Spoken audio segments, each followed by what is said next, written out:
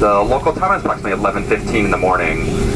We are going to ask that you please remain seated with your seatbelts fastened until the captain does park the aircraft at the gate and turns off the fasten seatbelt sign.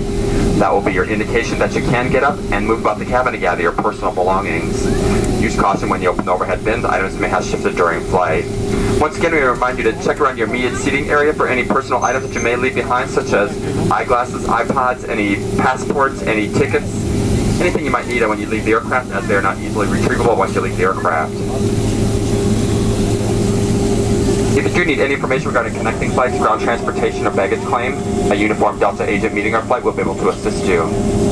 On behalf of your entire crew, Delta Airlines, and your SkyTeam partners worldwide, we'd like to thank you for choosing to fly with us today. We look forward to seeing you again soon. And we invite you to log on to our website at delta.com, where you can find the lowest fares. You can check in online and choose your seats online. Once again, thank you. Have a pleasant day.